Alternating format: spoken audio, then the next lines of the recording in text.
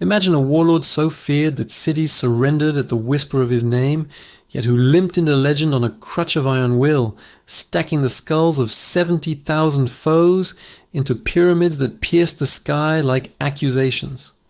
He claimed the blood of Genghis Khan, revived the Mongol storm a century after its fade, and carved an empire from Delhi's bloodied streets to the gates of Anatolia. This is Timur, the lame conqueror, a blaze of brilliance and barbarity who turned Central Asia into a crossroads of terror and splendor. How did a shepherd's son forge a realm that echoed for centuries? Gallop with me through the dust and fire of a man who built beauty on bones? In the shadow of the Zarafshan mountains, where the Amu Darya whispers secrets to the wind, Timur entered the world on April 8, 1336, in the village of Koja Ilgar, near Kesh, today's Shahrisabz in Uzbekistan. He was no princeling, but son of Taragai, a minor chieftain of the Barlas tribe, Turkic nomads who traced their roots to Genghis Khan's hordes, though Timur's claim to that iron blood came through his mother's line or distant kin, enough to fuel ambition, not quite to crown it. Transoxiana, the Chagatai Khanate's heart, was a cauldron of chaos. Khans squabbled like jackals, plague and famine gnawed the edges, and bandits roamed freer than eagles. Young Timur herded sheep by day, wrestled lions in tails by night, his frame wiry and fierce, eyes like flint striking sparks. Adolescence hardened him in blood. By his teens he led raids on caravans, a fledgling brigand honing the steppes' cruel curriculum. Strike swift, vanish like smoke. At 25 in 1361, fate scarred him during a skirmish over stolen sheep near the Otrar oasis. Ambushed by rivals, arrows pierced his right leg and hand, the thigh shattered, 2 fingers lost, leaving him lame for life. His foes dubbed him Timur Ilang, Timur the Lame, a sneer that stuck like rust on iron. But pain forged resolve, crutches became crutches for thrones. He gathered outcasts, 7 loyal men, 4 horses, and turned banditry to bandit kingship. Alliances bloomed then broke. He wedded into the ruling lines, sired sons like the golden-haired Jahangir, and whispered loyalties that turned to daggers. The 1360s were his forge. Transoxiana fractured under weak Khans. Timur played puppeteer, installing figureheads from Genghis's line to cloak his rule in sacred descent. By 1368, he crushed the Jalayirids at the Battle of the Kunduz River, his cavalry wheeling like falcons to envelop foes. Balkh fell in 1370, its citadel yielding to siege engines borrowed from Persian law. That spring, at a grand Kurultai by the Jaxartes, Timur donned the black felt cap of command, proclaiming himself Emir, commander, not Khan, to skirt Mongol taboo. No crown for the lame, but power absolute. He drilled Tumens of 10,000, archers who loosed death from galloping ponies, and vowed to restore the Yasa, Genghis's code, twisted through his Islamic zeal. What if mercy had tempered him? No. His first edict, betrayal, dies screaming. Ambition ignited west. Persia, a patchwork of Atabegs and sultans, beckoned in 1380. Timur swept from Herat, his horde of 60,000 thundering like judgment.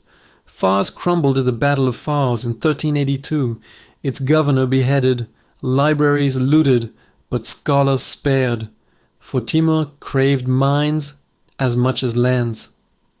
Azerbaijan followed, then the siege of Isfahan in 1387.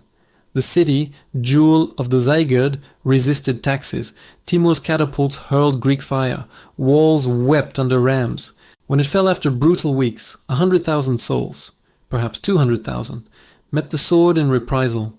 Survivors whispered of 28 towers of heads, each 1/500 strong, a forest of warning, resist, and reap pyramids. Yet he rebuilt aqueducts, planted gardens, destruction's shadow, creation's seed. Northward, the Golden Horde loomed, its Khan Toktamish a pretender to Mongol glory. In 1389, Timur's envoys returned headless, vengeance brewed. By 1391, at the Kondurcha River, 200,000 clashed in steppe thunder, arrows blackening skies, sabers carving crescents. Timur flanked like a ghost, Toktamish fleeing to the Volga. East and south called louder. In 1398, India, the Delhi Sultanate, bloated under Tughluk, mocked his ambassadors. Timur mustered 100,000 from Samarkand, elephants captured from sultans, flaming naphtha strapped to their backs. At Panipat, December's chill, 40,000 Indian infantry and 100 war beasts charged. Timur's archers felled mahouts, beasts stampeding their own lines in panic. Delhi's gates buckled. For 5 days, the sack raged. Streets ran with blood ankle deep. 100,000 slaves herded north, only 20,000 surviving the march. The Sultan fled naked. Timur looted gems enough to blind, but left the city a pyre, its scholars chained to teach in his courts. Westward fury peaked in 1400. Syria's Mamluks defied him. Aleppo fell in days, its 24,000 heads piled like harvest. Damascus, the Umayyad echo, resisted. Timur's sappers mined walls, flames devouring libraries where Avicenna once pondered. Half the city perished, 100,000 more. Artisans marched to Samarkand to weave his glory. Then Anatolia. Ottoman Sultan Bayezid Farmans, the Thunderbolt, sneered at tribute demands. In July 1402, at Ankara's dusty plain, 140,000 Ottomans, Janissaries, Sipahis, faced Timur's 200,000, including defected Christian knights. Water poisoned, Bayezid's troops thirsted. Timur's wagons of raiders feigned flight, drawing the Sultan out. Envelopment crushed, Bayezid captured in a cage, humiliated, raging, died months later, perhaps by his own hand. The Ottoman tide broke, interregnum chaos for a decade.